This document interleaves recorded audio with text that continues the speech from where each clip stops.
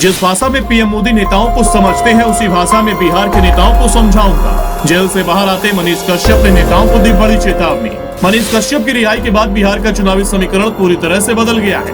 नीतीश कुमार की तो नींद ही उड़ा दी। क्या नीतीश बाबू ने मारी पलटी तो टूट जाएगा इंडिया गठबंधन? उससे पहले समझना जरूरी है कि नीतीश बाबू के सपनों में आजकल कुछ अच्छा नहीं हो रहा है। बिहार की राजनीति में भूचाल आने वाला है। क्या नीतीश कुमार फिर पाला बदल सकते हैं? अगर ऐसा हुआ तो फिर इंडिया गठबंधन का क्या होगा? आइए समझते हैं कि बदलते समीकरण के क्या मायने हैं। देश में अगले साल लोकसभा चुनाव होने वाले हैं। इससे पहले सभी राजनीतिक पार्टियों ने अपनी अपनी रणनीति बना ली है और इस बार के चुनाव में सिर्फ दो गठबंधन इंडिया और एनडीए के बीच मुकाबला देखने को मिलेगा।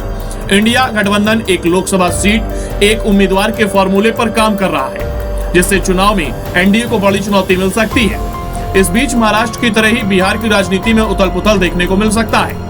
अब बड़ा सवाल उठता है कि अगर नीतीश कुमार ने पलटी मार दी तो इंडिया गठबंधन का क्या होगा? वहीं विपक्षी पार्टियों का कहना है कि महागठबंधन में सब कुछ ठीक चल रहा है।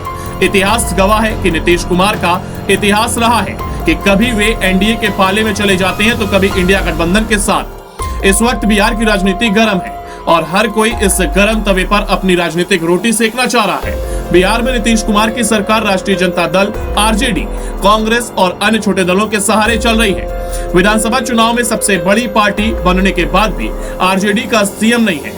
ऐसे में लालू यादव के मन में कहीं न कहीं यह चाहत है कि उनका बेटा तेजस्वी यादव मुख्यमंत्री बने, लेकिन बिहार में सबसे बड़ी पार्टी होने के बाद राजद का सीएम नहीं।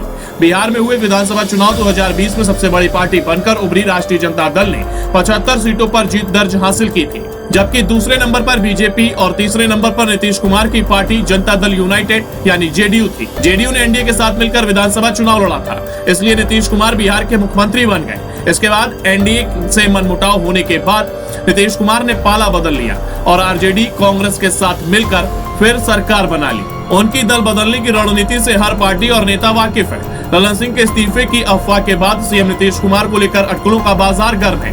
कुछ का कहना है कि नीतीश कुमार फिर पलटी मार सकते हैं, यानी वे फिर से एनडीए में शामिल होने की जुगाड़ तलाश रहे हैं। लेकिन भाजपा नेताओं ने कहा कि नीतीश कुमार के लिए एनडीए का दरवाजा हमेशा के लिए बंद है। केंद्रीय मंत्री और बीजेपी नेता गिरिराज सिंह ने यहाँ तक कह दिया कि लालू यादव की जाल में नीतीश कुमार फंस चुके हैं। अब यह तो वे सरेंडर कर दें या फिर तेजस्वी यादव को सीएम की कुर्सी पर बैठा दें। हालांकि विपक्षी नेताओं का कहना है कि इंडिया गठबंधन में ऑल इज वेल है। आपको बता दें कि सीएम नीतीश कुमार ने सभी विपक्षी पार्टियों को एकजुट करने में अहम भूमिका निभाई है।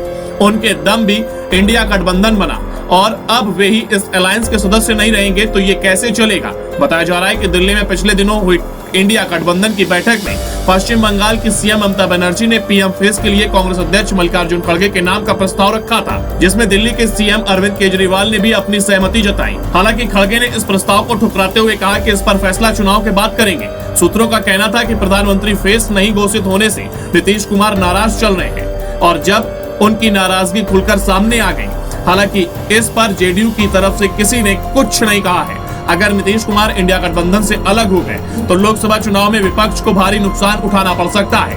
अगर नीतीश ने एनडीए से हाथ मिला लिया तो बीजेपी बिहार में पिछले चुनाव 2019 के अपने प्रदर्शन को बरकरार रखेगी और उनके सामने चुनौतियां भी कम हो सकती हैं। 2019 के लोकसभा चुनाव में एनडीए के तहत भाजपा, जेडीयू और लोजपा ने मिलकर बिहार की 40 लोकसभा सीटों में से 39 सीटों पर जीत हासिल की थी। अब आप अपनी राय दें कि क्या नीतीश बाबू दल बदल सकते हैं या नहीं।